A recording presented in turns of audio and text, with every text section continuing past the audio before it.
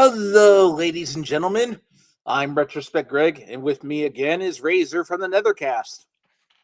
Hey, how's it going? Today, we're going to talk about how we do a hypothetical Mortal Kombat versus Street Fighter video game. A game that we'd all dreamed to happen, but I think Ed Boon has talked about trying to make it happen, but it never happened. Still hasn't happened to this day. The Japanese don't really like working with Americans most of the time. That reminds me. When they were making Sonic the Hedgehog 2, they had the Japanese American companies working together, and there was quite a bit of problems doing that. Yeah, well, even then, at least Sega is they have Sega of America. Nintendo has Nintendo of America. Those are branches of the existing company. They are intended to work together to sell products internationally. I also I don't think I think Capcom's big problem with MK is probably always going to be the fatalities. Yeah, because they don't want you to be able to say rip off Ken's head or something. Yeah, it's totally that's not what Street Fighter is about. Yeah, I think that's why I've always said Mortal Kombat's violence is a double-edged sword. Yeah, it does. It holds us back in media a lot. I was a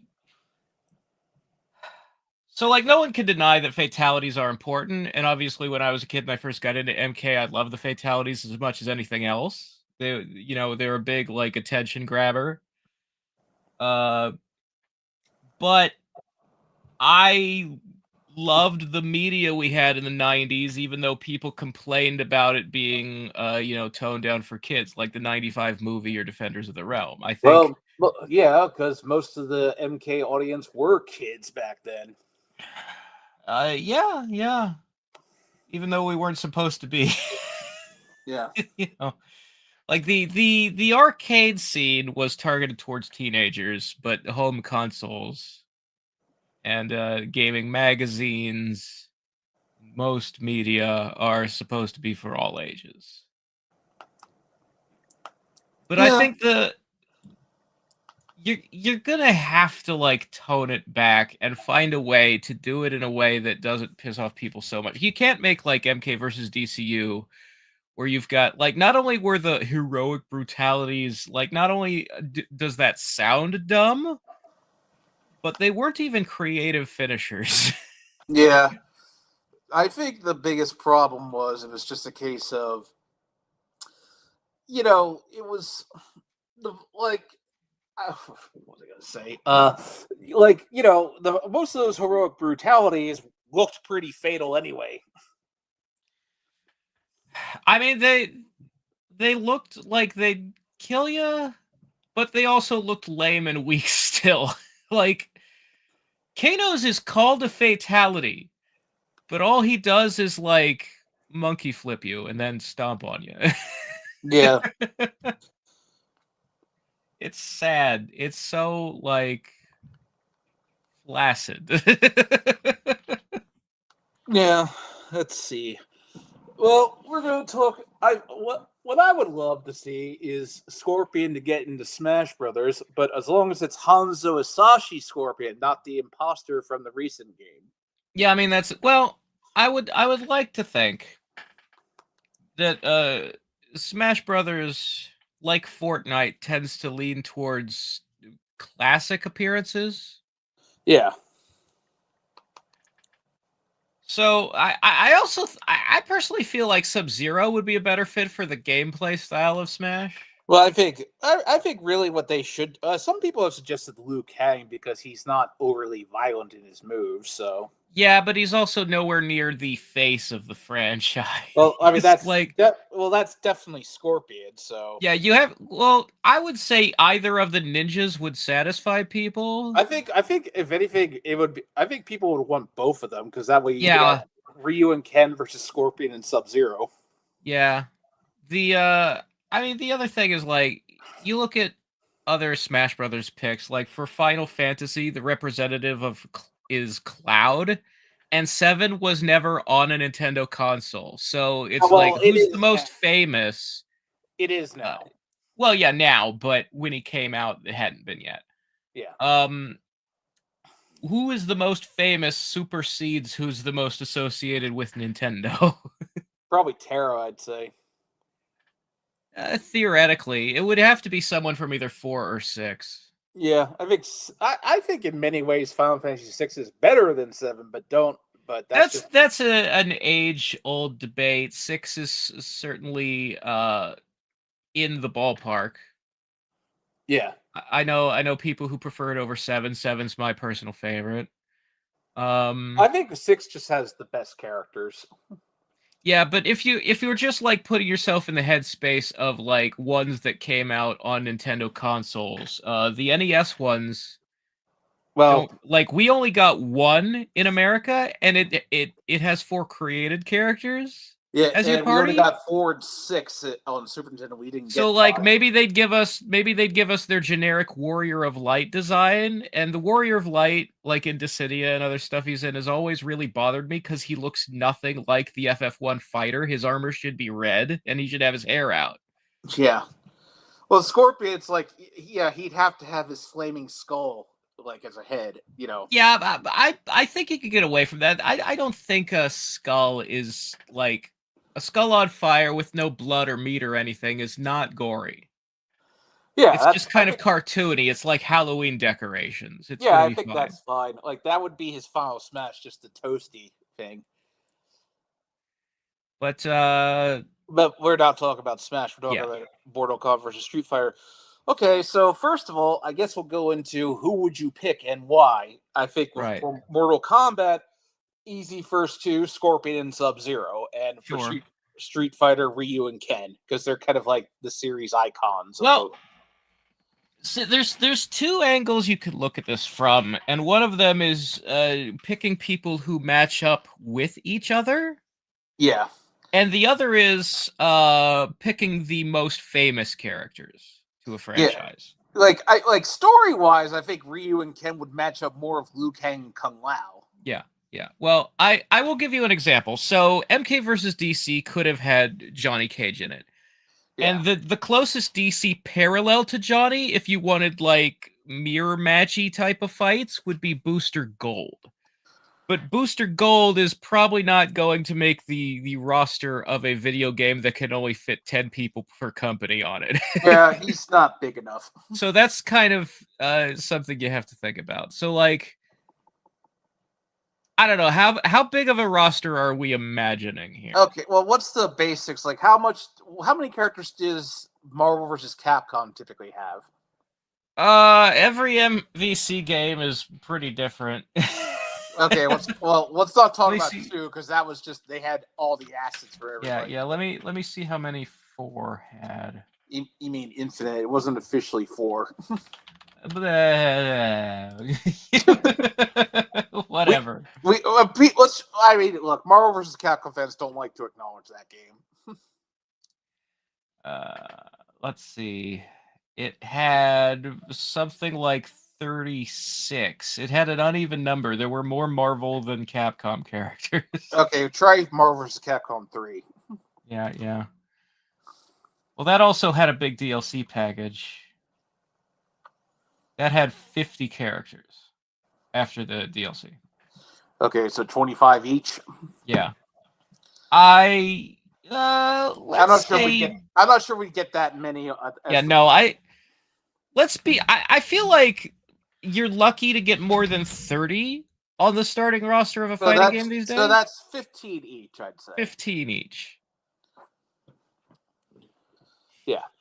Because I think you'd have 14 characters on each side, and you'd have the boss character, like Shao Kahn or Bison would be the boss character. Yeah. But anyway, so Scorpion, Sub-Zero, like the marketing, it would be Scorpion, Sub-Zero fighting Ryu and Ken. That would be the trailers, I'd say. Right. So like you said, the thing is that like Ken and Ryu, like they match up against Scorpion and Sub-Zero only in the sense that they are the poster characters and they are palette swaps of each other. Yeah. Story-wise, Ken and Ryu have the most in common with like Liu Kang and Kung Lao or Liu Kang and Johnny Cage. Yeah. Ken could be either Kung Lao or Johnny Cage, I guess. There's some Yeah. similarities. That's the other thing. I think with Fei Long, he matches up with either Liu Kang or Johnny Cage. Well, the Fei Long is also like, I would call him a dark horse pick to even make the roster. Well, the reason why I say he could be with Luke matched up with Liu Kang is they're both Bruce Lee. Yeah, just they're both Bruce Lee, but like, if you think about like trying to write a story mode where the characters like interact with each other and you start looking at like their parallel roles in stories. So the story of Street Fighter generally is it's basically G.I. Joe versus Cobra, you know, like theoretically Guile and Cammy hunting M. Bison is the main plot of Street Fighter, and Ryu just keeps getting sucked into it and being the one who beats Bison. Well, they kind of make it so that the Bison just wants Ryu. That's how they. Yeah, like the whole like Bison's motivation, like he's trying to steal the best fighter, like kidnap the best fighters in the world and brainwash them, or like steal their powers. So that's like how Ryu is pulled into it. All Ryu wants to do in life is win karate tournaments. Yeah. And Guile, Guile and Chun-Li are the ones who have the personal vendettas. Yeah, they are sort of the real main characters. But then you compare that to Mortal Kombat, and the Guile and Chun-Li of that is Sonya Jax. Sonya Jax are not the main characters of Mortal Kombat. They are side characters, and Liu Kang is the main character. Yeah.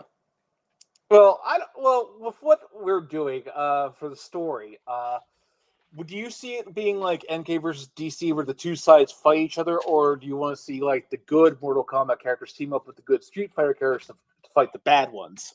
I would like to see the thing MK versus DC did not do unto the end. That you know, good guys and good guys versus bad guys and bad guys. You know, you can contrive a couple instances where the first meeting goes poorly and people fight.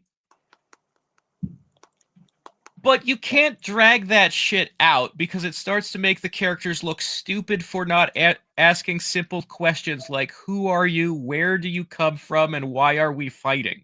Yeah. I mean, I think, okay, back to roster. I think, obviously you'd have Chun-Li and you'd have Katana from Mortal Kombat. Yeah, yeah.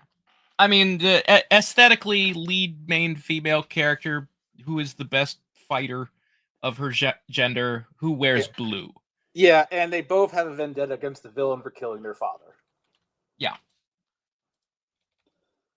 And let's see what else. And Sonya, yeah. But also, if you think about it, Sonya has an MIA dad and a dead partner, and Kano is a criminal, like a gangster lord, the way that Bison is the leader of a criminal empire. You know, so there's almost a parallel there too, even though that's stepping down. Like Bison is obviously way bigger than Kano. Yeah, I think with I think with Sonya, you could also match her up against Cammy too, because there's some similarities. Yes, because blonde and also in the military. And green, they both wear green. But that's the other interesting thing, is that Cammy was brainwashed at one point and forced to work for Bison, so she has parallels to Katana. so really what you could do, I guess you could have Katana and Sonya could fight both Chun-Li and Cammy. Yeah, you'd almost have to do tag teams. Yeah, and let's see. I think you could... Jax would make sense to pair her up against Guile. Yeah. Like, because Jax is... They're both military guys. Yeah. The thing about Johnny Cage, I was like, talking about who his parallel could be. It could also be Dan. Yeah, that's true. So who do we have so far? We have Liu Kang and Kung Lao are getting it. Liu Kang's definitely getting in, that's for sure. Yeah. And Raiden's getting it, but I don't think he has a Street Fighter counterpart. Yeah, who?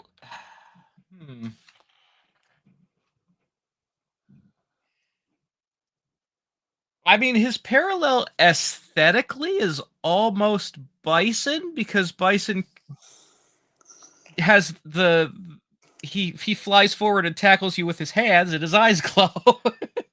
Yeah, but at the same time, it's like he doesn't. There's no character like Raiden in No, Street well, Fighter. you know what? Actually, maybe Dalzim, like the wise mentor sort of thing. Yeah, I guess that could work.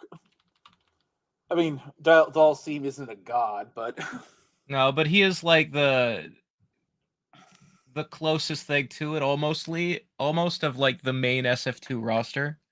okay. Well, another matchup I think you could do Shang Tsung and Sagat because they were both the final boss of the first game. Sure. You could also do Sagat and Kano. Yeah, and I guess you could pair up Melina with Jury. Yeah, you could also I see we had a conversation about this on Discord. I feel that Melina has the most in common with uh oh god, what's her name? Capri. DeCapre. Yeah, Yeah, but because she's a, a a nearly identical to Cammy but evil person. but the thing is, Jury is much more popular. Yeah, I think you could find another parallel to Jury if you really want. Like Scarlet, maybe you could shove in there, or Yeah. Tanya. Tanya would be good, actually. I think. Well, I don't know if Tanya would make it because she's she has Yeah, like it depends. Because the other thing I think is that if you don't have one or two weird picks on your roster, people complain that it's too safe and boring. yeah. Well, I guess who would you? So we can't just do like the MK1 through three cast Well, I versus think. Well, the obviously, Street I think Fighter 2 everyone cast. from the first two games would get in. That's how many characters? That's let's see: Scorpion, Sub Zero, Liu Kang. Well, let me put it this way: if I had 15 slots, are we counting bosses in the 15 or no? I guess so. I guess the bosses will be like how how in MK versus DC when you beat that story mode, you unlocked the boss character. Uh, I think yeah, I feel like it should be like we should maybe go to 34, then like have a sub boss and a boss from each team on top of the okay. 15. So I guess with MK, you'd have Goro as the sub boss. Yeah, it would be Goro and Shao Kahn. And who would be the sub boss for Street Fighter? Akuma and Bison, like they don't work together, but Yeah. Also, Akuma's not, I guess, not technically a villain. He's more like yeah, I he's don't more know. like a secret character, like if Reptile were scary. That's a matchup you could do: Reptile versus Akuma because they were both secret characters. They are also both palette swaps. Yeah, I guess that would fit. But then who do you consider the sub boss? Maybe Sagat is the sub boss? Yeah. Although and you'd have Shang Tsung in there, like I mentioned. Like Shang's got to Yeah, be. maybe Shang Tsung's parallel, because like Vega and Balrog, neither one is really Shang Tsung-y. Well, And nobody likes Fong. yeah.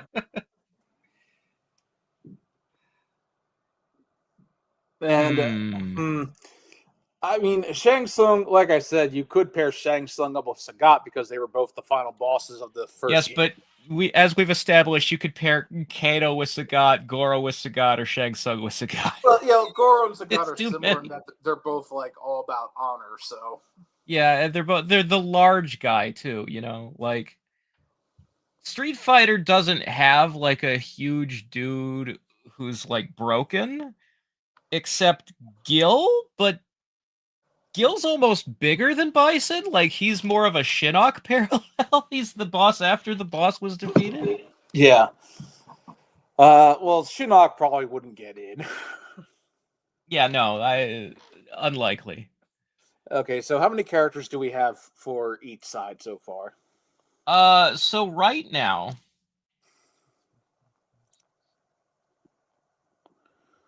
I would say we have 14 if you're really including Reptile for Mortal Kombat.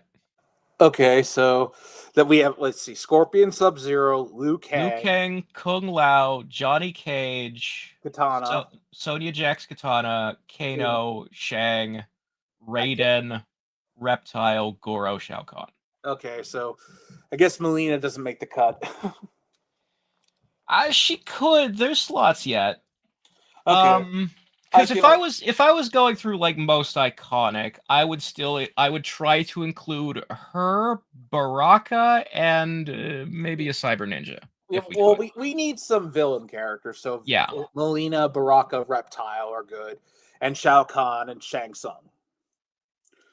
So you said we have 14 so far. Let's see. We had Melina, that's 15.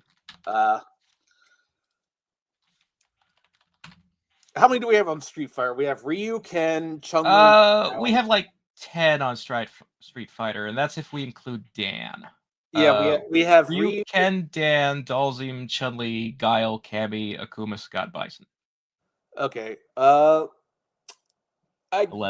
But like I said, I guess Fei Long could be a dark horse pick because, Yeah, but I don't know. I don't know if you really need him. Okay. What about who else from the second game? Because the second game is the most iconic for Street Fighter, so they would probably pick characters from Street Fighter. I think we need Vega. Yeah. They probably do E Honda. They probably do him. Maybe. I mean, is Zangief and Vega, but neither one is a bad guy. Yeah. Oh, Vega's a bad guy. What about Balrog? I was thinking of Honda. Zangief and Honda aren't bad guys. Well, Zangief was a bad guy in the movie. Yeah, but that doesn't count.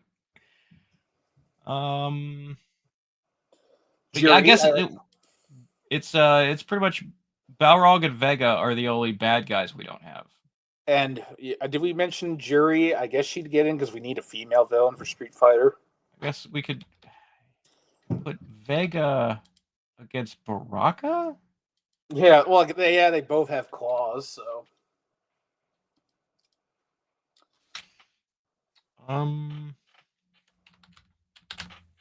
guess Balrog and Kano kind of makes sense. Oh yeah, they're both brutes, so. Yeah, they both only care about money.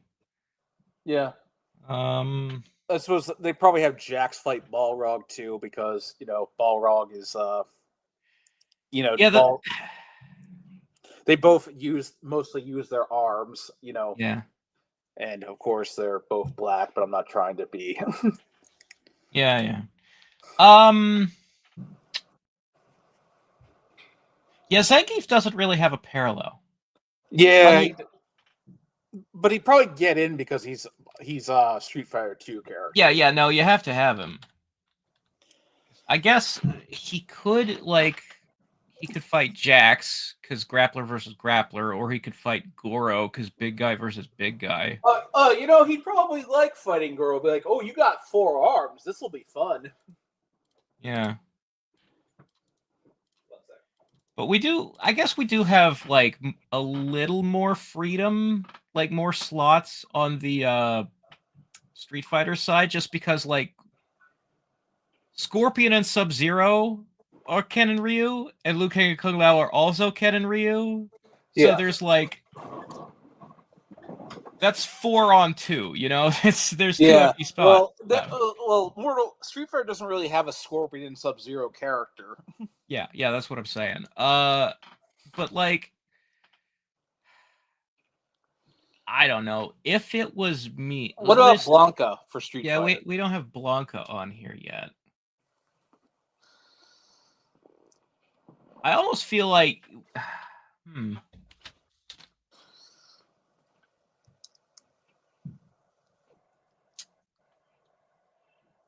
Blanca and Goro.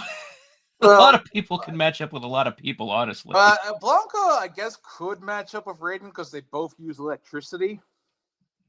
Yeah, maybe. But that's about their only similarity, so. Yeah.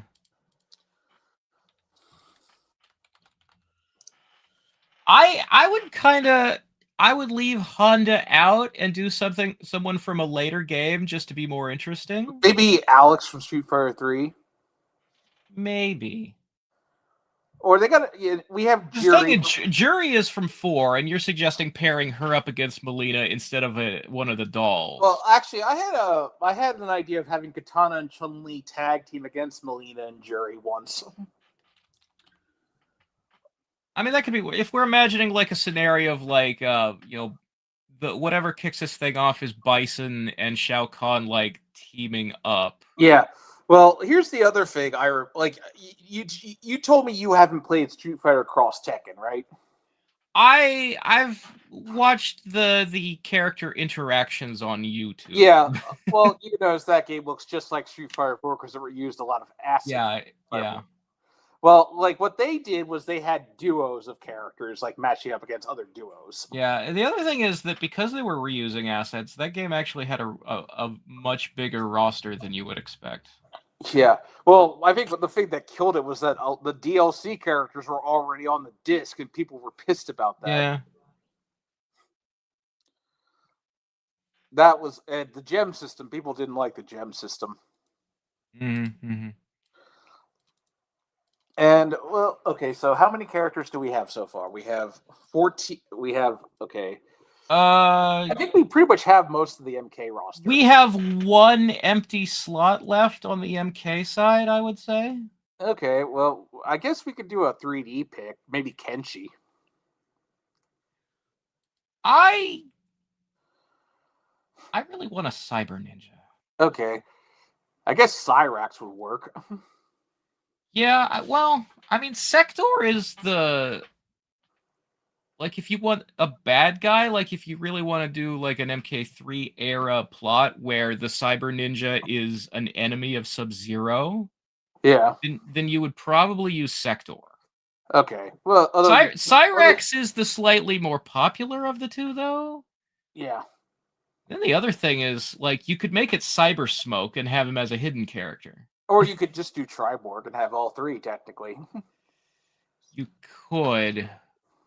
But that comes with a lot of, like, complications, both story-wise and gameplay-wise. True. Triborg was very, like, you need a variation system, and I don't know that Street Fighter characters lend themselves to that. Yeah, true. Okay, so I guess if they were to pick a dark horse character, they'd probably pick Quan Chi because they love Quan Chi. Yeah, but... Because they kind of forced him into MK versus DC, even though he wasn't on the roster, in my opinion. Yeah, no, I really think that slot should be a Cyber Ninja. Okay, so... Like, if there's only one left. Like, if there was more... Like, if we were going to 20, I would definitely get, like, Quan Chi and Kenshi.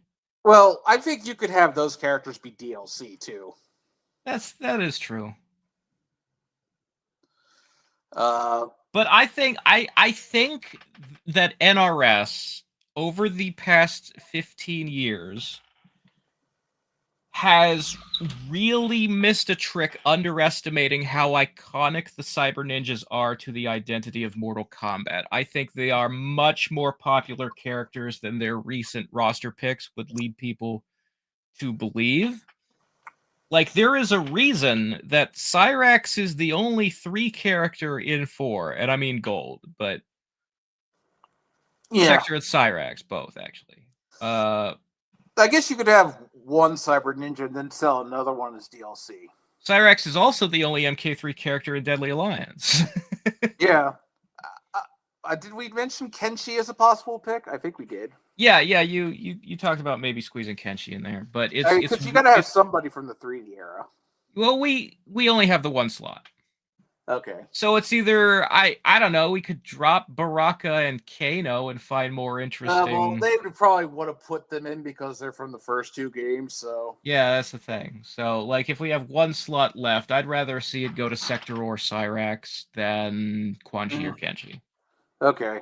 And again, the DLC, you know. Yeah. And with Street Fighter, how many characters do we have? We have 2 slots left. I guess you could have... Okay, who's a good character from Street Fighter 5 you could use?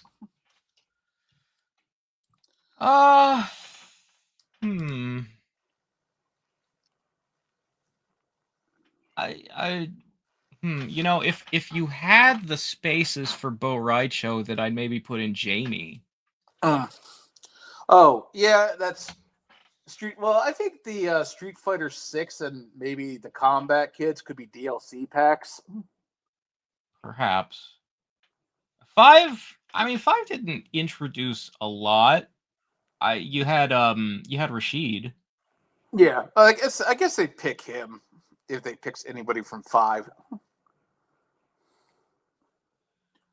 I mean, unless you think people won't go, what the fuck, if you put in Fong, because he is the most similar to Shang Tsung. I don't know. But nobody likes him. Yeah. That's Oh, speaking of Shang, I guess I should have mentioned we're kind of in mourning because Kari Horiyuki Tagawa passed away last month. In case you didn't know.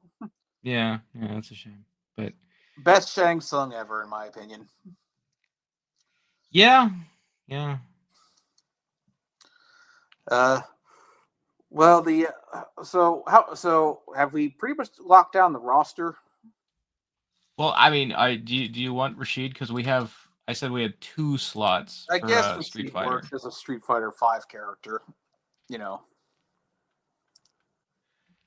Well, what about 4? I mean, we have Jury. Yeah. Well, who else from 4? I think Jury was the most popular Street Fighter 4 character. Yeah. I mean, there's also Rufus, El Fuerte, Seth. Oh, nobody likes Rufus. No, some people appreciate that he's funny. I don't know. See Viper, that could actually fit well with like Sonya and Jax. Yeah. Yeah, let's say like Viper and Rashid. Okay. Yeah, I guess that works. And you you definitely have lots of potential for DLC characters for both sides. Yeah, right now the SF roster is a little more interesting than the MK roster, I would say, because like the only person from after MK2 on here is Sector or Cyrax, whichever one you prefer. Yeah. Well, with Street Fighter, it's most of the Street Fighter 2 characters because but we got Jury, Rashid, and Viper in there. Yeah. Well, and we dropped Honda and Fei Long. I did mention Kenshi, but you said no. Well, just because you have to have a Cyber Ninja. I mean, if you want to drop Baraka for Kenshi, I'm all in. But we also need another villain, so yeah.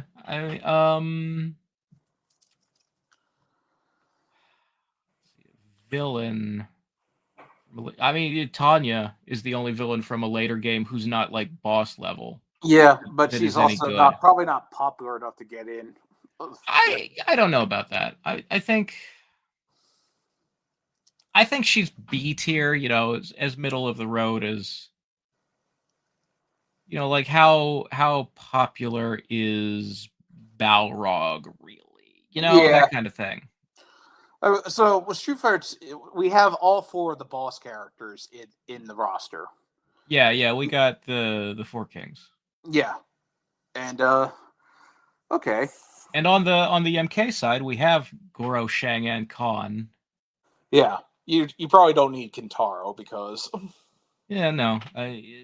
There's only ever one of the big monster guys at a time.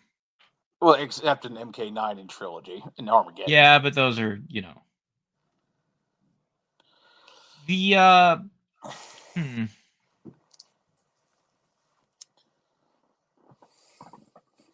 Yeah, I mean that's 17 and 17, 15 and 2 bosses. Okay. That's how many characters total? That's about.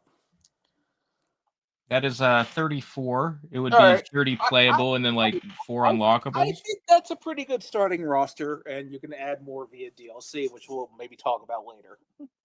Yeah. All right. So story-wise, okay, looking at I guess really how it kicks off is maybe Bison approaches Shao Kahn and makes a deal with him, like Well, I feel like you need to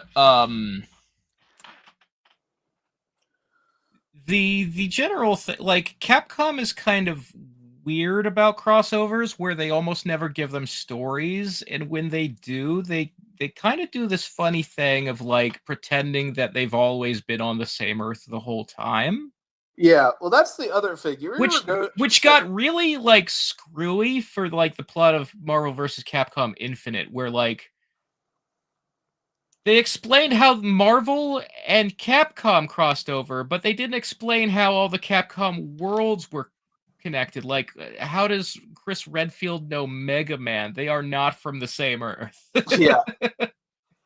Well, the other thing about that is, if you notice, Street Fighter V story mode and Marvel vs. Capcom Infinite story mode are basically exactly the same. There are some significant differences, like the fact that Marvel vs. Capcom story mode starts in the middle and then does some flashbacks that do a poor job explaining how everybody met and how things got started. Yeah. Well, of course, what really brought Infinite down for me, no X-Men. Yeah, I mean that's a company politics and the Yeah, that was because Fox had the movie rights and they didn't want. all that stuff. There's nothing you can do about that. But The it's thing like is, you can't if really you have Marvel vs. Capcom and not have Wolverine, in my opinion. yeah, yeah. I mean it's too late now. But the thing is, if you're gonna do a story where two alternate like universes come into conflict, it's kind of inevitable that it's going to be the same story every time somebody accidentally discovers a portal to the other world. Yeah. I mean, I And think that's, this would be easy. Yeah, the two worlds are probably crossing over because I don't know. The way he did MK versus DC was, Raiden hits Shao Kahn into a portal and yeah, Superman hits Darkseid into a boom tube at the exact same time, and that causes the worlds to start merging or something. yeah. I would not necessarily. I would suggest that you kick things off with like Shadaloo discovering, like inventing interdimensional portal Wait, technology. who was inventing that? Shadaloo. Okay, Bison. okay, So Shadow. Bison scientists open up a portal to another world to like, It's hey, out. what can we steal and conquer from here? And they meet Shao Kahn. And I would actually start out presenting Bison as because Bison is powerful, but he's just like a crime lord slash the dictator of a single country.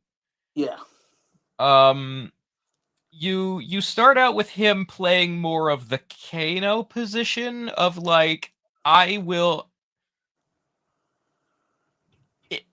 I offer you my world. You conquer it, and I'll help you, and then you leave me a chunk of it when we're done. How's that sound? But really, he's planning to use the Psycho Drive to steal all of Shao Kahn's souls or something. Like, yeah. he's plotting behind his back. And I think Shao Kahn probably knows that too. Yeah, I mean, Shang Tsung has been plotting behind his back the entire time he's been working for him, and he doesn't Yeah, care Shao Kahn. because Well, he believes he's never going to pull it off. You know. so why does Shao Kahn agree to this? Um, you would have to present it as like an alternate take on MK3 instead of resurrecting Sindel. Bison has found a way to invite him into the Street Fighter Earth. And it's like, wait a minute, there's no Elder Gods over there. They're not blocking me. I can conquer that Earth realm. Yeah, and I guess so. I guess the worlds And what have to be kind of like merging because you have to have. yeah, you'd have to like Street Fighter Earth is merging with MK Earth and Outworld at the same time. Yes, because that way you got to have stages from both Mortal Kombat and Street Fighter, Yeah, yeah. and also you could have like they did MK versus DC where there's a merger between two stages. Yeah, you could do some of that. Yeah, I think they only did that. They only did that with a couple stages. MK versus DC. Well, MK versus DC has very few stages in general. Yeah, Um, I mean that whole game was made, on a shoestring budget and rushed because the Midway was about to die. It's like yeah, we gotta get this out before the company ceases to exist. yeah. They knew they didn't have much time left. Yeah, yeah. Uh, So then you would proceed to have, like the the karate guys would team up with the karate guys. Oh yeah, The I think. military characters would team up with the military characters, and the Well, bad guys would team up with the bad guys. here's what we do. Like, okay, how would you get Scorpion? I guess would be doing his own thing for most of the story. I think you have to pull Scorpion into it by virtue of he's just after Sub-Zero. So you're going to have to, like, create... You know, the other thing you could do, actually, if you really wanted to take people by surprise, is do the MK2 version of Scorpion, where when he finally shows up, it's to save Sub-Zero from one of the Street Fighter characters. Yeah, like I don't know, maybe like who would Sub-Zero fight? There's nobody in Street Fighter who uses ice powers. Now that I think about it, There's Kareen. Oh yeah, Is that how it's you mean Karin? Karen? What the fuck? Yeah, the girl who's the rival to Sakura. No, right? not her. The secretary who works for Gil. Okay. What is her name? Is it Colleen? Yeah. That's like the one scene I liked from Street Fighter V story was when they like teased Gil. That was like the only scene I liked from that story mode. Yeah. So she uses ice, and then Gil uses both fire and ice, but that's it. Yeah, but obviously not popular enough to get in. No.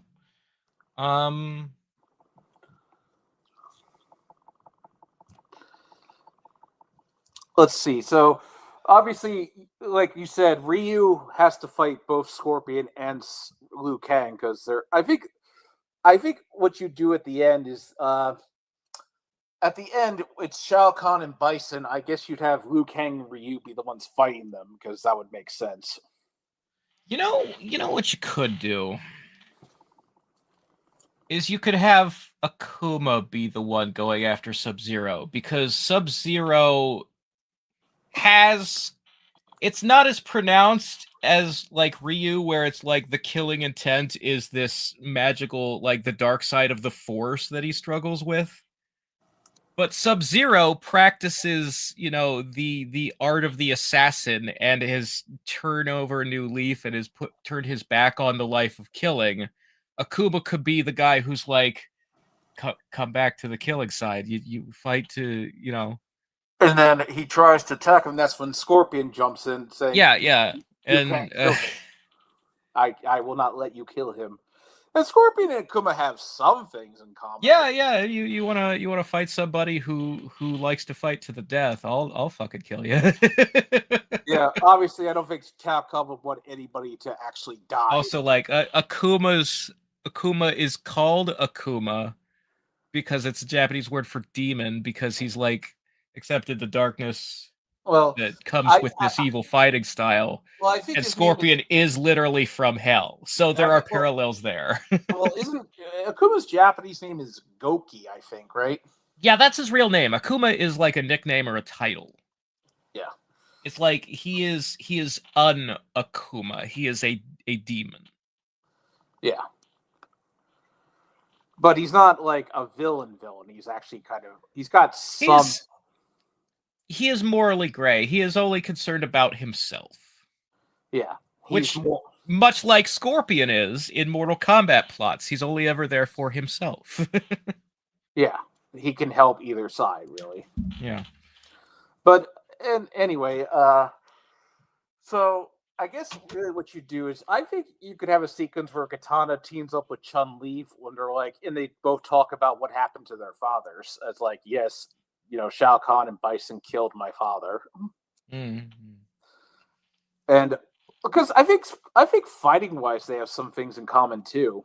They're both kind of like the fast character, fast, agile. Well, I would say that their fighting style similarities just kind of naturally come with being a female martial artist. Yeah.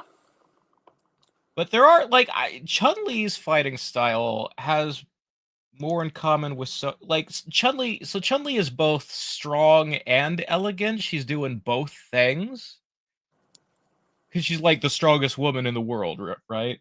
Well, that's what she likes to say. Yeah, I would like. Sonya has the more like physically aggressive fighting style, and Katana has the more graceful and elegant fighting style. Well, what's Cammy's fighting style? Just Acrobatics. yeah, I think that also kind of goes against Sonya too, because Sonya's acrobatic too. Yeah, but I mean, the other thing is like both of them kind of do it because Sonya does have gymnastics, but Katana is less tomboyish. And she also has stuff like the square wave and the pretty kick. Those are kind of, airborne-ish. Yeah. Again, there are multiple, like Chun-Li could interact with Katana, Chun-Li could interact with Sonya, Katana could interact with Cammy. There's multiple layers to all of these interactions. Well, I remember like in Street Fighter Cross Tekken, like each character had a rival, like like he did in Street Fighter 4, I think. Yeah, but that's the thing about what we've been saying this whole time is that there's a lot of characters who do not have a direct parallel. Yeah. Well, or who have more than one parallel. Well, we kind of ran into that problem in MK versus DC. Yeah. Yeah, they were really trying to force some clumsy shit in that one. Like the Flash and Liu Kang? Sub-Zero and Batman I can almost see a little bit maybe, but well, I don't Scorpion know. didn't really have one, so like they had, and again they had multiple parallels. Captain Marvel and Shazam and Raiden are both like lightning guys. Well, and if you compare the Wizard Shazam to Raiden, they're both wise. I but also Liu Kang connects to Shazam because they're both young and naive who need mentorship. Yeah, I think we talked about in the MK versus DC stream that they couldn't decide who they wanted to be each other's parallels sometimes. Yeah, because a lot of them are not a perfect fit. Yeah. But like, we were we put Dan on this roster, which is a dark horse pick. We put him there for Johnny, but Johnny could just as easily fight Ken.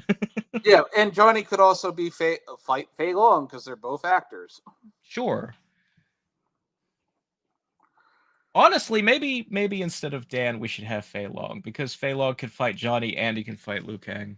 Yeah, because like I said, Liu Kang versus Fei Long, they're both Bruce Lee, so they got a connection there. Yeah. Because every fighting game has a Bruce Lee character. It's true. It's a good thing to have. He has a unique and easily identifiable, visually iconic fighting style. You don't see Jackie Chan characters in fighting games as much, do you? The only one I know is in Tekken. And he's the most complicated character in the game because Jackie is not known for having one single fighting style. He's known for a whole bunch of different movies he's done. So, I think, Borracho the Drunken Fist, that's obviously a Jackie Chan reference. Yeah, but like,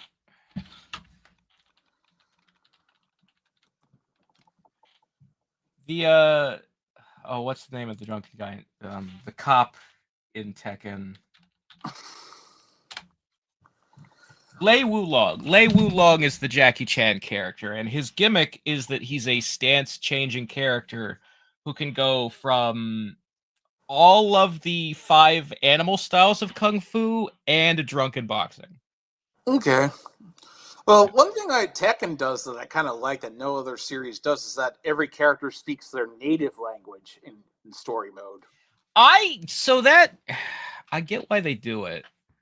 But it bothers me that they understand each other. Like, there's no logical reason that, like,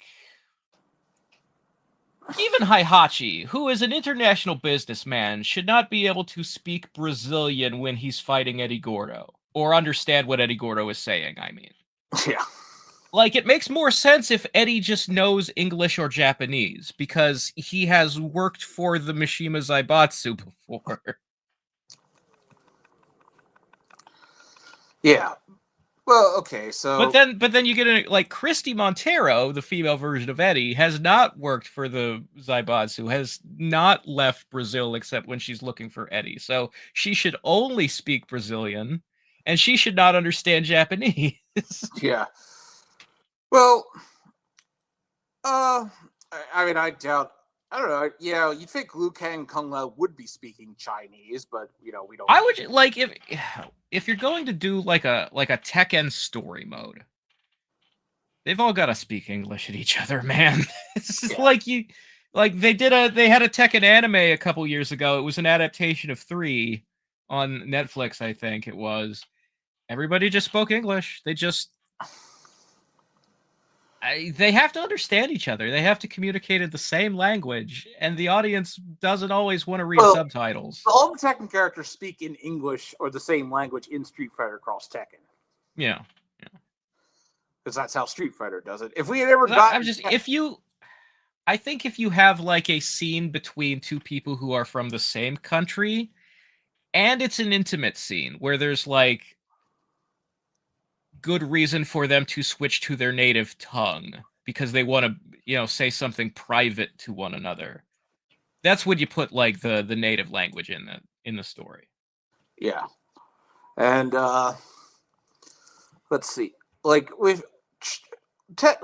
we had ever gotten Tekken Cross Street Fighter, I guess they would have done the everyone speaks their own language type of thing. Probably because that is just the Tekken style. Yeah. Although I think Akuma being in Tekken 7 is the closest you're ever going to get to Tekken Cross Street Fighter. Well, yeah, probably. I mean, in the fullness of time, like before we die of old age, who knows, Yeah. You can always go back to an idea after like 30 years, Well, yeah. Well, also, Kazuya is in Smash, so you kind of got Street Fighter versus Tekken there, too. Yeah. Well, anyway, back to MK versus DC. Street Fighter. Story mode format. What are we doing? Because it's like obviously Ed Boon would push for the usual character chapter, but but that doesn't. We all know that doesn't work. Street Fighter's Capcom's style of story mode, like basically everybody but NetherRealm, just changes characters on the fly to do what fits the story best. That's what makes sense. There's no reason to worry about that. Yeah. I don't know. I think somebody really needs to talk Ed out of that, but he seems stubbornly set on it. Just look, Ed's gonna retire soon. I don't know if he'll be we've got an Injustice 3 coming, and he's gonna be the producer on that or the creative director, whatever. But I think that might be his last game, and then he's gonna hit 65 and take his money. Yeah, well, I think because Dan Forden just retired. They're all getting there. Oh yeah, I mean, one of the things that hit me when I was watching the making of documentary, I was like, "Wow, look how much older everyone looks compared to when they were making the game now." Well, it has been almost 35 years. Yeah, it's like they all have gray hair now. It's like it was like I was like, "Oh my god!" I think I showed you this picture of Peter Laird and Kevin Eastman like looking at it like old suit Donatello from the first TMNT movie. And it's like, yeah, Laird looked a little rough. Like Peter Laird was a little bit older when they created the Ninja Turtles. Yeah, I think he was already like 30 or something. I think he's like a full decade older than Kevin Eastman. Yeah, like he was like the older guy, and Eastman was like the young kid who was excited about stuff. Yeah, because they both have completely different opinions on the original cartoon. Yeah. I think Laird, for him, a lot of it's just like, if I didn't create it, then it doesn't count, Yeah, Kevin Eastman, on the other hand, was like, I kind of liked seeing that. Yeah, Eastman is cool. He's down with anything, mostly because he didn't take it quite as seriously, and he was, just happy to get paid and stuff like that. Well, but Laird, for example, never liked Bebop and Rocksteady just because he didn't make them.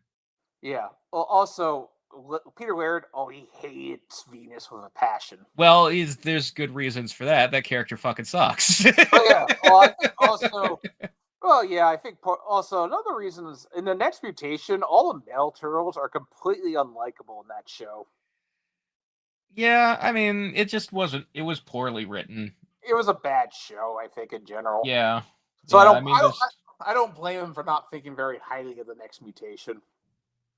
I wonder how does so I know they reintroduced Venus in the IDW comics as more of like she was created in a lab and so she's like like kind of a Frankenstein monster a little bit like sewn together parts That kind of fits which her better. fits with yeah the concept of the Venus de Milo. It's a statue with no arms. Yeah. I wonder how Laird feels about that. Was he involved in that? No, no, he sold the franchise in 2012, I think. So, or Yeah, but I I think do he wonder sold if it in like 2009. Yeah. I do So wonder he if has. writers ever like ask him for advice or hey, Yeah. I do don't you know. think I've this always is been cool? How curious. can I make it better? That kind of thing. Yeah, I think I don't know what Peter Laird's opinions are of modern day TMNT stuff. It seems like his favorite show of TMNT was the 2003 show, and I do think that might be the best TMNT show. It's the best show in my opinion because it's the closest to the 1990 movie in And the like a comic, lot like aesthetic choices and stuff. Like Raph yeah, has the thick New York accent and is more of like yeah, the angry one and that kind of thing. Like probably the only good thing 4Kids ever did. like the first season pretty closely adapts like the comic slash movie in terms of like what Leo gets injured and they go to the farmhouse and then they Well, come back maybe and it was defeat the Raph foot. instead of Leo. It was Raph in the movie, but in the comics and cartoon, it's Leo. The uh the only really like radical left field choice the '03 show made was having Shredder be an Utrom. Well, there was three different Like they versions of Shredder in that show. yeah, yeah, but like the main Shredder Yeah, was Chirel, he's like a stand-in yeah, for it was Krang. like They it was like combined so Shredder and Craig Krang into is in one the character. show. You just made him Shredder. Yeah, yeah. But yeah, I think Peter Laird doesn't like Krang either. Well, I wonder because like Krang is just like they never called him this in the original cartoon. They just called him Krang, but he is basically an Utrom, and Eastman and Laird created the Utroms. Yeah. So, in terms of NK parallels between Ed Boon and John Tobias, which one is Peter Laird and which one is Kevin Eastman, in your opinion? Uh, well, neither of them is as hardline and grumpy as Peter Laird, but I would say Laird is more Tobias and Eastman is more Boone. In what sense? In the sense of like Laird was the one who left first and Eastman was the one who was more willing to go along with other Actually, companies. Eastman left, I think, first, and it was just Peter Laird for a while until Peter Laird sold TMNT to Nickelodeon in Well, 2009. I think so That's when, I have to check because they've both like left and then come back and been involved with something yeah, well, at different points in time. yeah, but so you said, but I guess, yeah, Ed Boon is the older one of the two compared to him and John, so. Yeah, that's true. Like Ed Boon and John Tobias are, but well, Peter Laird and Kevin Eastman were both artists and character designers for TMNT, whereas Ed Boon was more the programming guy and John Tobias was the artist. So I guess there's not the same connection there. Okay, so yeah, Eastman left first, and Laird had the full license for a while, and therefore he was involved in the '03 show. But Eastman came back and was involved on the IDW comics and the 2014 show. The 2012 show. Well, yeah, the 2012 show and then the 2014 movie.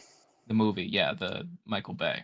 Yeah, Kevin Eastman's a little more loose about, Yeah, that's why I compare him to Ed Boon. Okay. But I mean, I think there are things Kevin Eastman would say no to, like killing one of the turtles or April and Casey. But sure. Although I imagine that depends on the circumstances because you have the Last Ronin, which is an alternate universe where only one turtle is still alive. Yeah, Imagine if Boone and Tobias teamed up to do something like that for MK.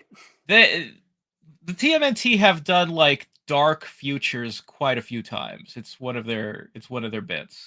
Oh Same with yeah, the X-Men, I remember basically. there was this one bit where Donatello, like Donatello's old. It's in the future, and I think he's like doing a VR training of fighting the Shredder. And then when his three brothers show up, he like says, "Turn it off! Don't ever do that again," which implies that they're not on good terms. Mm. It's like, yeah, Laird loved giving the Turtles pretty downer endings, I'd say.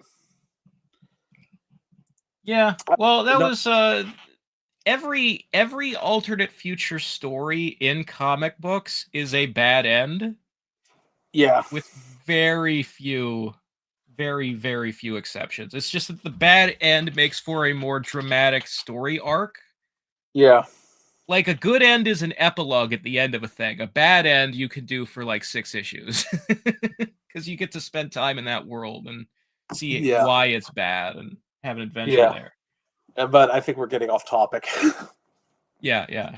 Okay, so where were we? MK versus Street Fighter. Like who would you have fight who? Like I guess who would I guess like Street Shao Kahn? I guess you'd have Shang Tsung. Who would he fight from the Street Fighter side? I mean,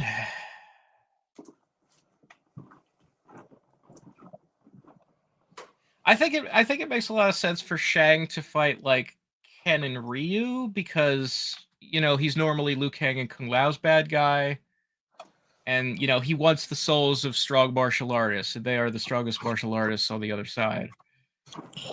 Okay, well, I would like to see. Yeah, I would say you could. He'd probably want Ryu's souls. That's for sure. Yeah.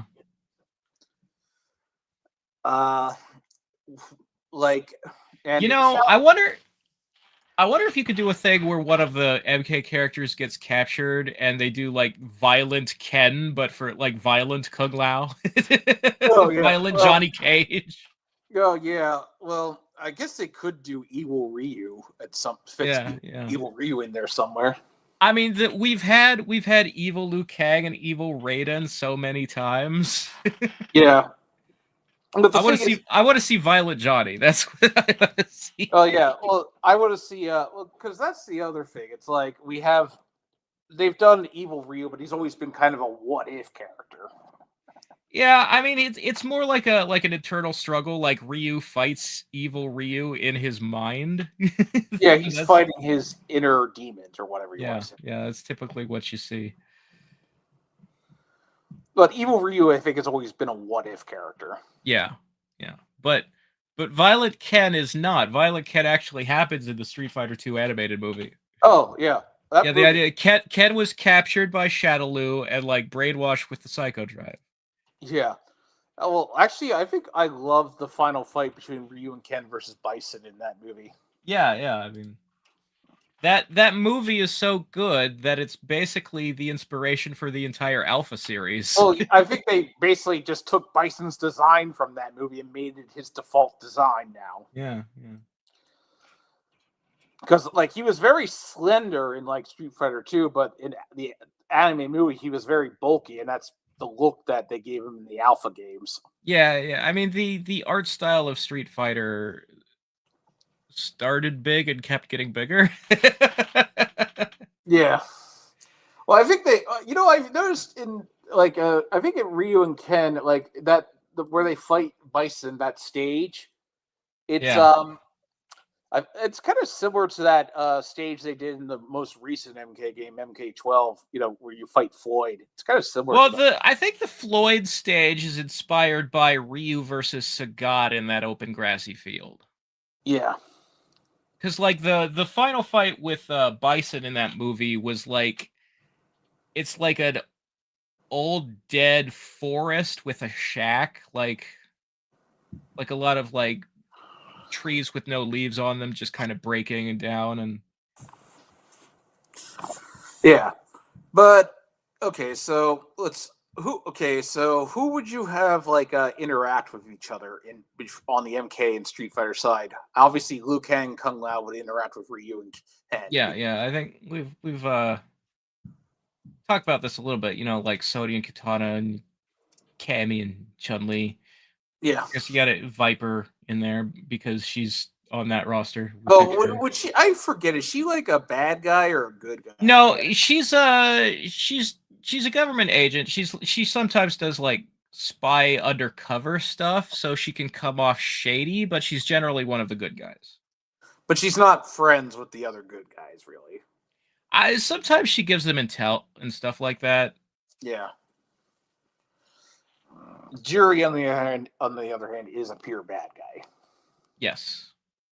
Well, It's kind of at this point, so Jury's backstory is that she worked for / was experimented on by Shadaloo, and now she hates Bison and wants to kill him.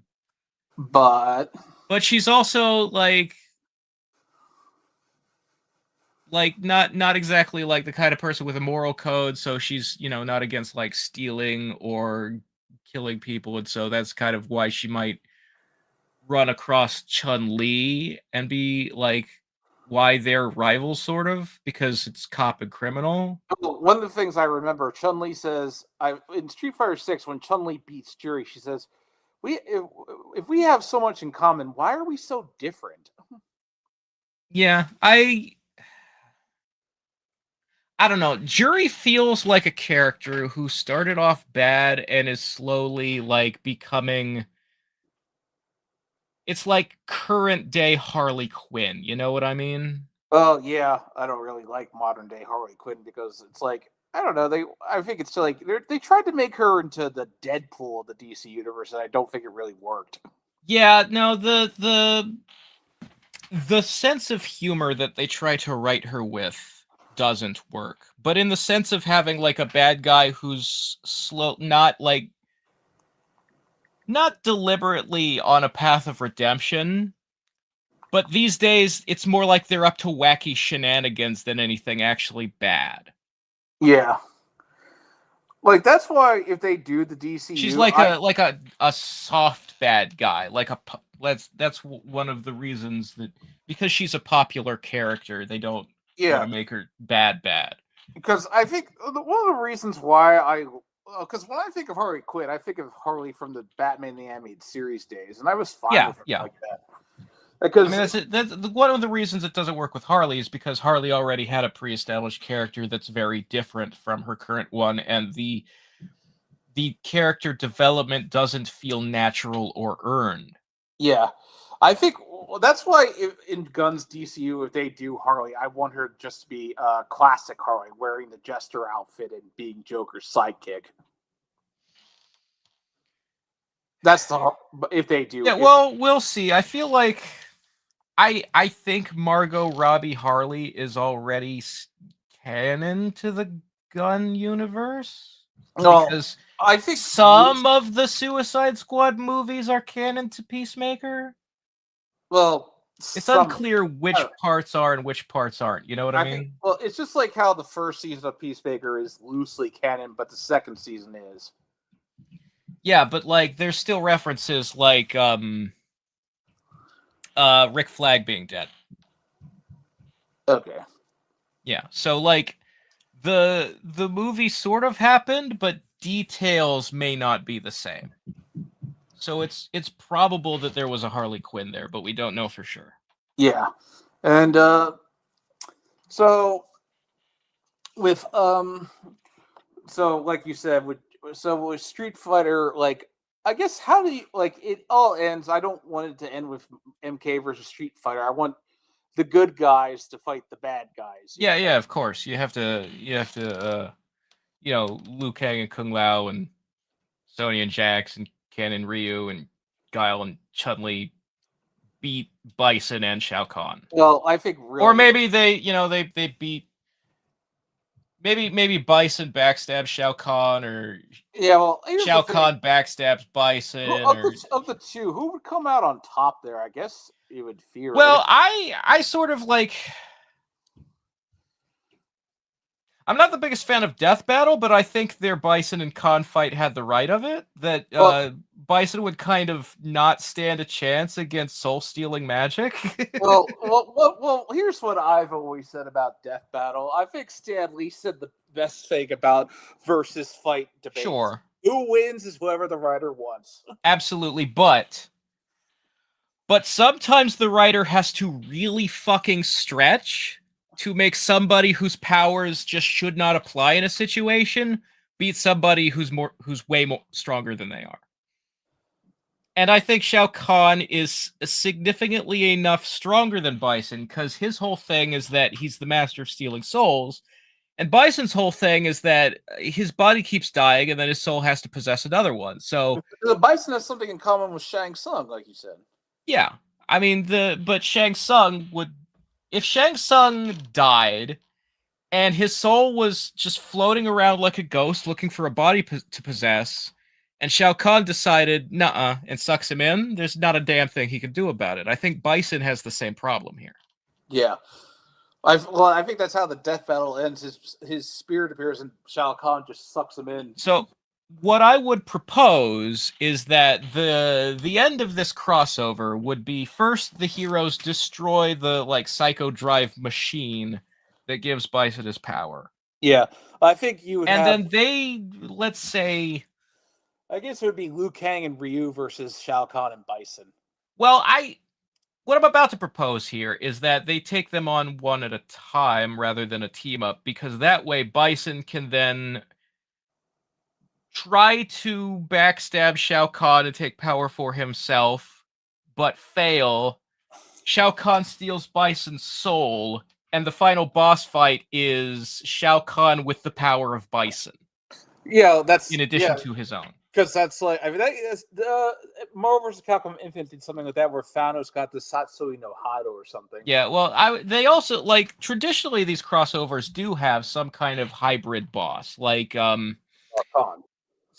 yeah, Dark Khan. MVCI's actual final boss was Sigma and Ultron. Ultron Yeah. Sigma. Yeah. Well, in 3 it was just Galactus, I think. Yeah, I think it was Galactus. 2 had an OC called Abyss, who was And like yeah, and some Marvel vs. kind of Capcom magic slime that possessed a suit of armor. and Marvel vs. Capcom 1 it was Onslaught, I think. I think Abyss was a reused asset from a Darkstalkers game that did not get made. Yeah.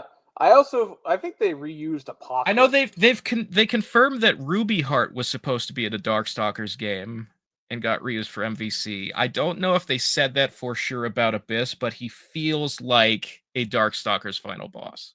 Yeah. Well, I think they did Apocalypse twice in those games. If you count the games going back to X-Men Advent, Children of the Atom, like Apocalypse was the final boss twice. And they did a thing with Apocalypse and Galactus and one of Ultron Sigma's forms, where they'll have you fight instead of like a regular fighting game battle. It'll be like this giant monster, like just their torso and one of their arms is coming at you, and it fills up this whole side of the screen. Yep. And it's overpowered, but you can chip away at it to win. I don't think that's relevant to the idea of Shao Kahn and Bison powers combined, because it's mostly just Shao Kahn adding, psycho moves to his moves is what I'm picturing. Yeah. Purple instead of green and that kind of thing. Because you don't want a lame design like Dark Khan, and I don't think Shao Kahn has any reason to like put on Bison's hat or anything weird like that. Yeah, I think he'd just be glowing purple or something. Yeah, he's pretty much just what if Shao Kahn had some of Bison's moves on top of his own to make the fight even harder. Yeah. And then I don't know, I guess Liu Kang and Ryu maybe team up and deal the final blow together, and Shao Kahn. Yeah, basically. Then I guess I would set Bison's soul free. Yeah, Yeah, I mean the end of the game would be like, and then everything went back to normal in the sense that like Shao Kahn is defeated, and this version, like this alternate reality version of the events of MK3 is now over. Yeah. But for the Street Fighter universe, for Bison losing your body and then going to find another one to possess is just another fucking Wednesday. Well, you so just said so Street Tuesday. Fighter goes back to doing what Street Fighter does. Mortal Kombat goes on to, the games that happened after 3. If you want to keep doing this as a universe that continually crosses over, it doesn't really matter otherwise. Yeah. Well, Liu Kang and I don't know. How would you picture Liu Kang, Kung, and Ryu teaming up to do the final blow? Do you think they'd combine their Fireball and Hadouken, or do you think they'd both do like Yeah, I think you'd have to do some kind of like father and son Kamehameha situation where they like, and it's like a bigger flaming Hadouken with a dragon head on the front or something. I don't know. Yeah, that would actually look pretty cool. Yeah, like maybe the Hadouken is a column of blue light, and then there's like a spiraling dragon made of fire twirling around the blue light. I don't know. Yeah, I guess, and like Katana and Chun Li. I guess you could maybe have some of the other characters like Scorpion, Katana, like contribute their own special moves to try to power it up a little bit. Like Chun Li, Guile, maybe try to power it up a little bit with their Yeah, own well, I moves. think because I would maybe borrow something from like Alpha, because like in Alpha the Psycho Drive was destroyed by Guile and Chun Li, I believe, and that's what led to Bison's defeat in that game. Yeah, because like we talked about in Street Fighter Because it's game. a machine, and its purpose is to either, depending on the game, brainwash people or steal their psycho energy to make Bison stronger. You Yeah, know. and then yeah, so I'm just imagining Shao Kahn getting disintegrated like Cell now. Of all the deaths in Dragon Ball, that one might be the most satisfying villain death. Yeah, yeah, it's pretty good because like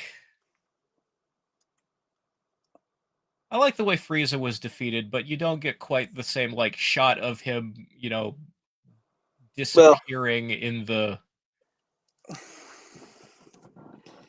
like, he well, goes when the planet blows up, doesn't he? yeah. Well, Frieza has multiple defeats to his name, Yeah. I mean, he got most of his body chopped off by a destructo disc, and and then, then he just goes when the planet blows up.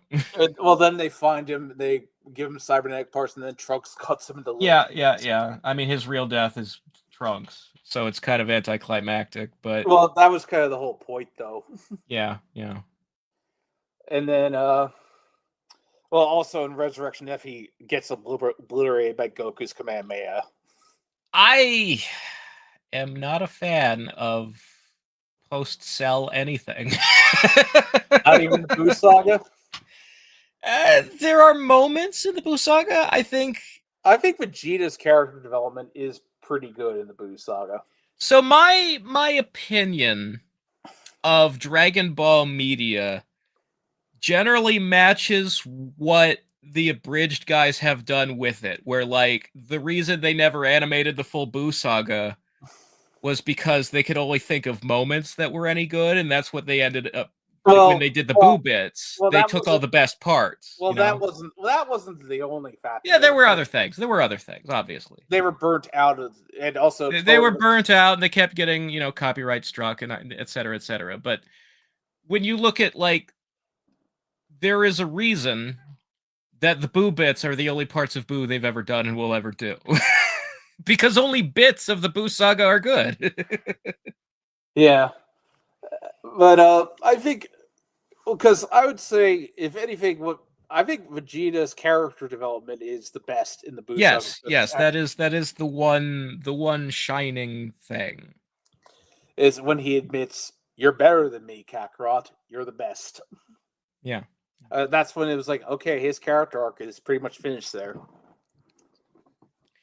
But yeah, I really don't like the premise of bringing Frieza back to life And like it for the moment of what we're facing is so strong that we need to team up with our worst enemy, that can have satisfying elements to it.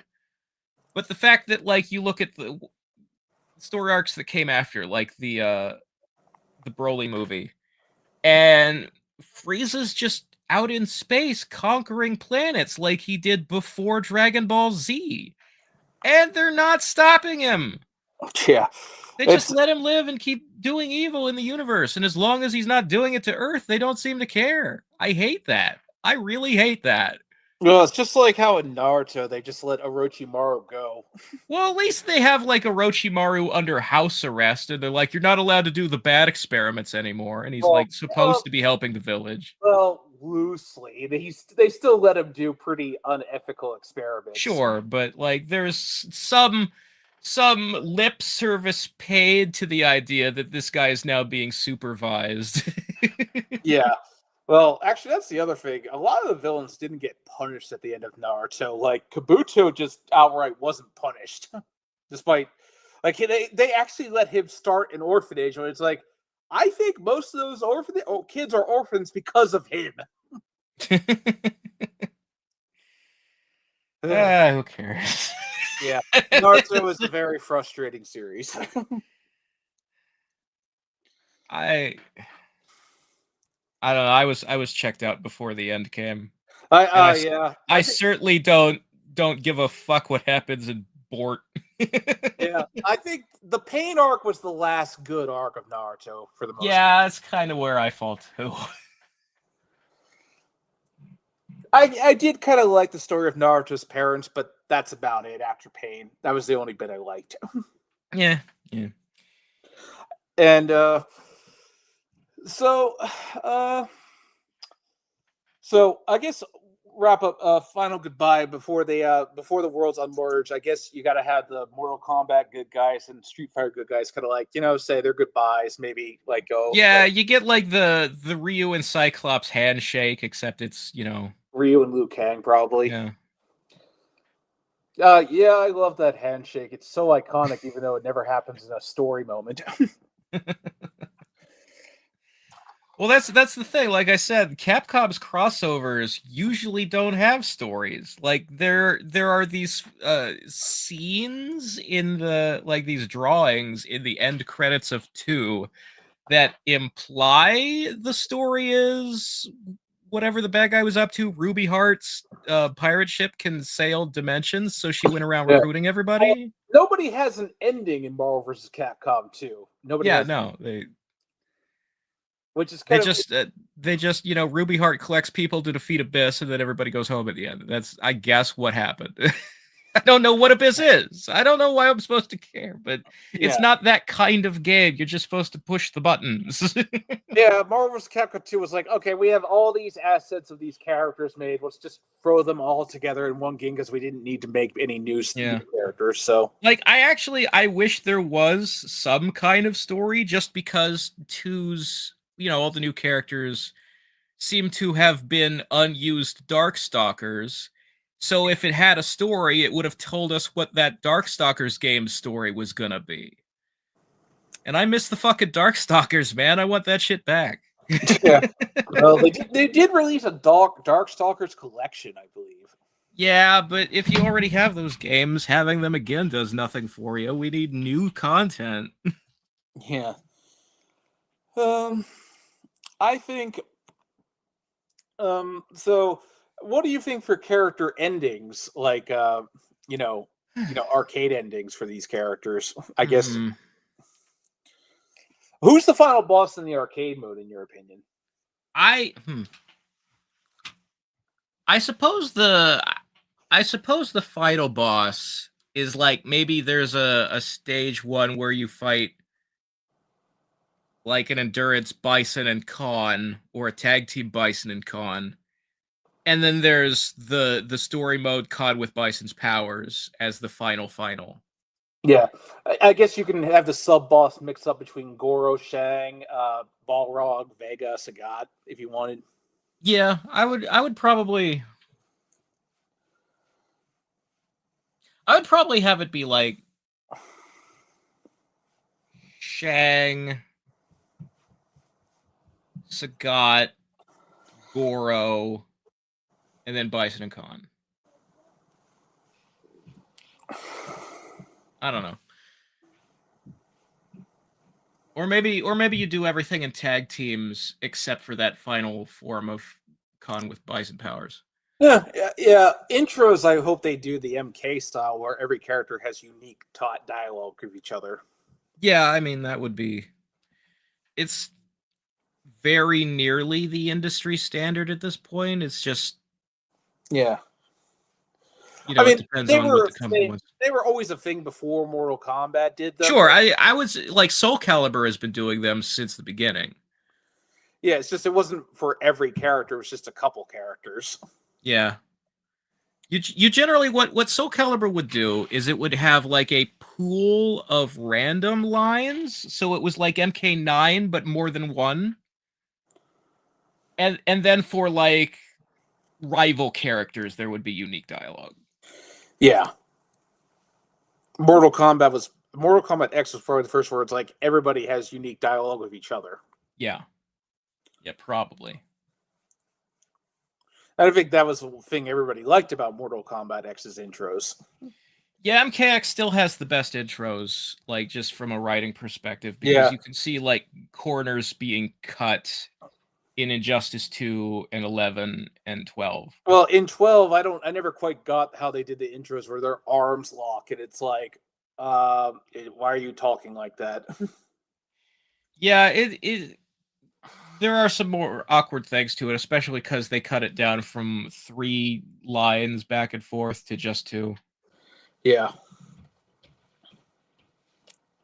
But like one thing MKX has over the others is that with every single like DLC and patch, you would get more intros for characters who were already in the game, and like Johnny got twice as many as everybody else. Yeah. I really miss that stuff, especially like the fact that the intros were different per skin. Like if you were playing Zombie Lou, you would get evil lines with a filter on his voice, and if you were playing regular Lou, you would get good guy lines with no voice filter. Yeah, they stopped doing that in MK11. Yeah. Well, they stopped doing it in Injustice 2, and then in MK11 also. Yeah. Well, like, yeah. The line, the demarcation where the good intros stop and the lazy intros start is when Brian Chard left and Dominic took over. Well, I think you've said to me, Dom's style of intros is the first 2 lines of dialogue can be anything, and then the last line is "I'm Batman." Yeah.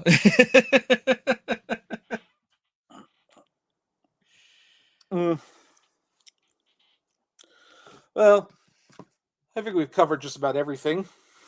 Yeah, I mean, unless you wanted to do DLC. Oh, yeah, okay, yeah, we can do that real quick. Okay, what do you think? Like, okay, 4 so characters or 5? I guess 4 each. I don't know how. I guess whatever Cyborg didn't get in would be DLC. Well, maybe. I mean, when you only have 4 slots, I would try to be a little more original about it, because I would say we've already pretty much figured out that we want Kenshi and Quan Chi for the MK side. Yeah. I guess who else? I guess we would need maybe Sindel from MK3 could be DLC. You could do Sindel. We do need more women. Maybe Sindel and Tanya? Yeah. You could also do a separate DLC pack that's all the combat kids from MKX. You could, if you got like a season 2. I would still want to like diversify more, like pull from the 3D era, because the combat kids are all from the same game. Yeah, and I think with Street Fighter you could have Sakura as DLC. Yeah, I would definitely grab Sakura. I guess Dan could be DLC too, since we maybe. And did we put Blanca in the main roster? I think you have to have Luke, because he's like the new face of Street Fighter. Yeah, Luke. Yeah, I think you could have Luke would be DLC. You could do Alex. He's kind of the face of 3.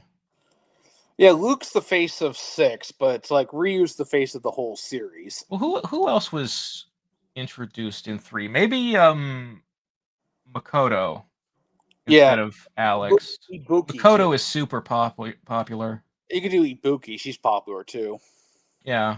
Well, who's more popular, Ibuki or well, Ibuki's a ninja. Maybe we should have Ibuki because ninja, because that's Yeah, Mortal Kombat. You know?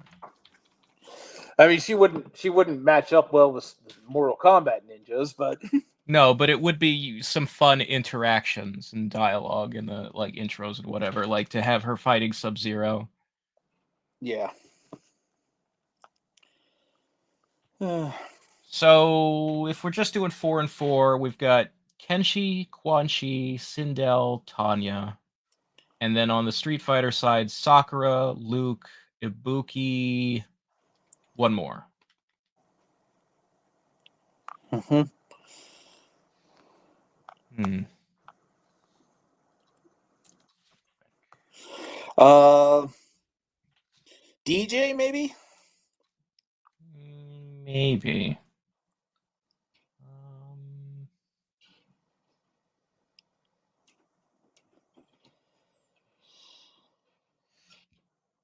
maybe Cody, because then you've got Street Fighter's propensity for including Final Fight. Yeah, Let's say Cody. Cody would be good. Yeah, and then I guess you could do. I guess season 2 you could do whatever Cyborg Ninja didn't get in for originally. Either Sure. either Cyrex or Sector. You could do Yeah. Night Wolf, I'd say. Hmm. Yeah, you could do Nightwolf and T-Hawk. And Fujin, I think you could have him. Yeah, Fujin could, because we have Rashid on the other side. Rashid made main roster. So yeah, Nightwolf and T-Hawk. So a Cyber Ninja, Nightwolf, Fujin. I want somebody 3D air, like Lee May or Havoc.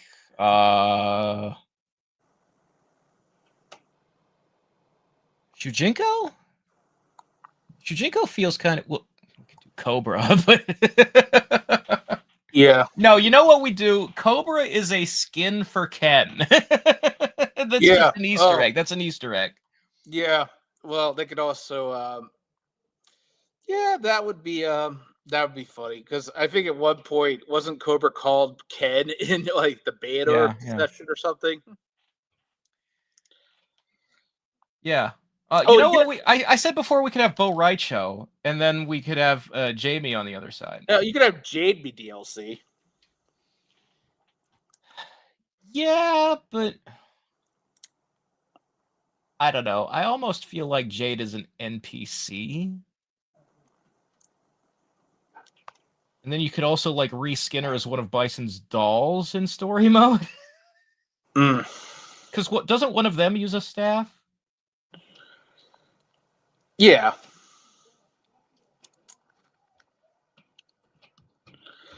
Um. I don't know. I kind of like Bo Raicho and Jamie, but that gets us a full 4 for MK season 2. Yeah. Okay. Jamie. Okay. So 4 for MK, 4 for Street Fighter. You'd say. Yeah, we have 2 slots left for Street Fighter. Okay. Is Blanca in the base roster? I forget. Blanca is on the base roster. Okay. I guess E Honda because he's from Street Fighter 2. Could do Honda.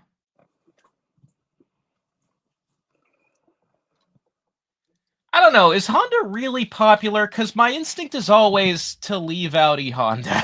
I don't know. Well, he tends to get in because he's from Street Fighter 2. So Yes, I understand that he has time on his side, but do people actually like him? Because if we can do something more interesting, then I always want to do something more interesting.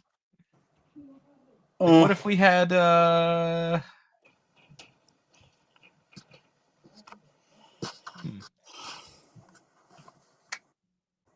what about Urian? yeah, or Gil, that could work. Well, I think Urian's more popular because he's got the Aegis Reflector and all that. Yeah, that could work. So, knowing NetherRealm, if this was NetherRealm, that'd probably be all the DLC you'll get. Yeah, but we still have one slot open, unless you really want Honda. Okay. Did we? I think we pitched DJ already, right? Yeah, we could do DJ. DJ could be fun. Modern DJ is popular, I guess. Like they kind of rehabilitated his image from 2. Yeah. Well, the whole point of Street Fighter characters in Street Fighter 2 was that they were all ethnic stereotypes. Yeah, I guess I can't think of anything better unless like because I feel like there are elements of Seth or 11 and 12. Well, nobody likes Seth. Yeah, but the Seth that can become a girl is interesting. Yeah. But like 11 and 12 kind of feel Mortal Kombat-y to me because they're move stealing shapeshifters. Mm-hmm. I don't know if you want that to be a playable character though. True. I guess you'd have some characters just be non-playable characters like Jade. Yeah. I mean, because I also feel like if you're gonna have 12, maybe you should have a chameleon. That's not gonna happen. Which chameleon? The male one would be honestly because 12 is a shapeshifter. You would almost combine the chameleons to create an exclusive one for this game who can do both. Yeah. Okay. But I don't know. That feels like some kind of Easter egg or something. I don't know if that's what we want to waste a DLC slot on. We'll say DJ. Yeah. All right. So our main rosters are Scorpion, Sub-Zero, Raiden, Liu Kang, Kung Lao, Johnny Cage, Sonya Jax, Kitana, Melina, Baraka, Kano, Reptile, and Shang, and Shao Kahn. Sector or let's say Sector main roster, Cyrax DLC. Okay. And then Goro and Shao Kahn. And then on the Street Fighter side, it's Ken and Ryu, Chun-Li, Guile, Cammy, Sea Viper, Rashid, Fei Long, Dalzim, Blanca, Jury, Vega, Balrog, Sagat, Zangief, Akuma, and Bison. And then the DLCs are Kenshi, Quan Chi, Sindel Tanya, Cyrax, Nightwolf, Fujin, and Boraicho. And then on the Street Fighter side, Sakura, Luke, Ibuki, Cody, Dan, Urian, T-Hawk, DJ, Jamie. Okay. Did we? I thought we said Luke was getting in too. Yeah, I said Luke. Okay. He was after Sakura. Okay. Yeah. So, I guess that's a pretty good roster at the end of the day. Yeah. I mean, it's I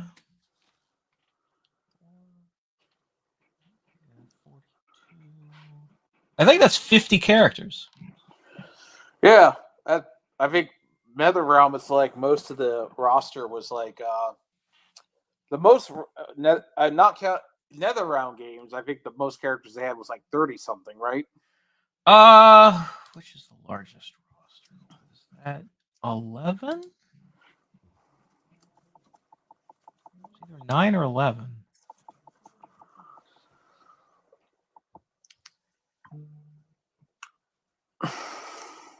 Eleven had almost 40 characters. Yeah.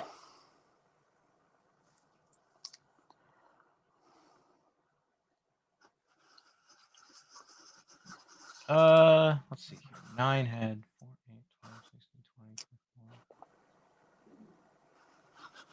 24. 32 if you count guess. 33, 34, 35. if you count bosses. Yeah. Like, you know, we could Yeah, talk I mean, about. this is an extra big roster for Yeah, an NRS game, but it's I'd almost want to think up character endings, but we're running a little out of time, so I guess we could do that next time. I mean, I don't know. I could give you some abstract ideas, but there wouldn't be anything very specific. Yeah, I probably wouldn't be able to. No, yeah, like I don't know what they learned. Like, what's your idea? I don't know, just a lot of like characters interacting with each other. Like maybe you do like the jokey thing, like in the MVC3, you have stuff like She-Hulk and Phoenix Wright both, being attorneys in the courtroom and that kind of thing. Yeah, Think just like cutesy interactions, or you could do.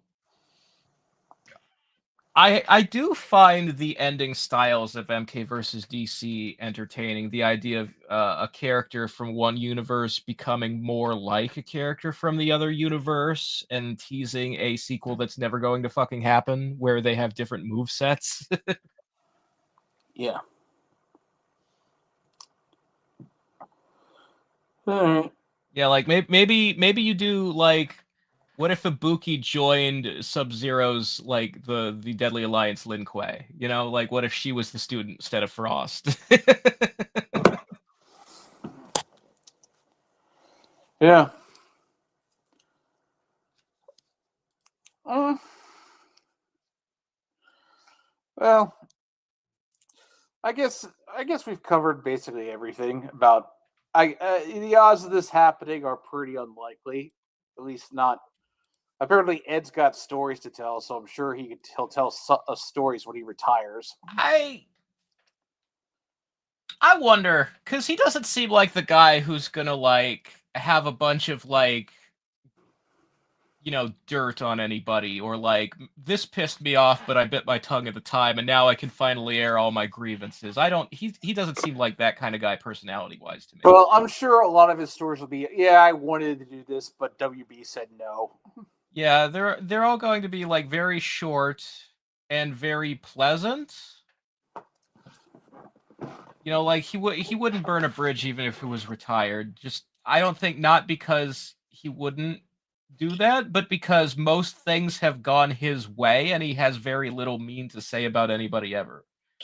I don't got anything personal against Ed. He always seems like a nice guy, personally. Yeah. Like Yeah, I mean, I just think people who aren't nice guys and are willing to complain are more interesting interviews. That's all. yeah. I mean, he seems like he'd be a cool guy to hang out with. You actually did meet him once.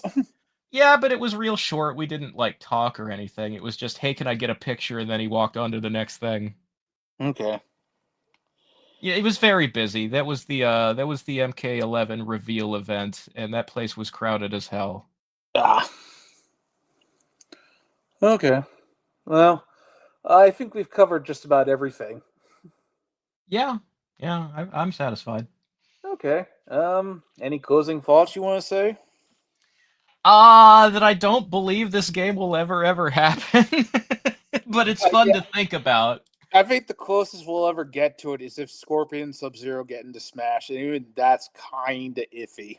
Yeah, like the only hope you have of really seeing Mortal Kombat characters cross over with other things is either if it's a self-contained WB thing, because they keep trying to do various like versions of multiverses and stuff like that, or like Yeah. Fortnite. Something where it's kid friendly and it's just just the image of the character, like you wear them as a skin, or you're not going to see fatalities and that kind of thing, basically. But Yeah. the other possibility, the long shot possibility of Mortal Kombat versus another fighting game, is that it would have to be an American franchise, and the only one that exists basically is Killer Instinct. And Yeah. that would require, because right now KI is owned by Microsoft, and Ed's not interested in making something console exclusive. But Well, Microsoft is also not doing console exclusives anymore, so maybe now's the time. well, Microsoft, I think Xbox is kind of a dying brand. Yeah, they are, you know, they're putting out Halo on the PlayStation. It's basically over. It's basically over, yes. All So right. there is some small hope if Microsoft ever starts giving a fuck about KI again. I think that's the only fighting game that really has a chance of crossing over Or with we'll MK. get MK characters in Injustice 3, and that kind of sucks. That's the only time. Yes. Yeah. I mean That's kind. I don't That's feel like that's a crossover. yeah. I feel like it feels like if there was a word for nepotism, but for an Yeah, imaginary concept, like an IP is getting squeezed into something because it's the same developer making it, you know? because it kind of sucks. The only time we get MK characters as guests in a video game is when it's by their own Yeah, creators. yeah, because it's the same thing as like you know, Scorpion and Sub-Zero being in The Grid or like Raiden and NBA Jam or whatever, you know? Yeah, it's made by the same company, so it Yeah, doesn't yeah, really that's the only count. time it ever seems to happen. Yeah. Oh well, but we can dream. Indeed. Well, thanks for watching, everybody. I'm working on a Dan Pacena video, which should be out this weekend. Look forward to that. Mm, mm. Yeah. See you later, nerds. Yep. We'll be back with whenever we think of something to talk about. Yeah.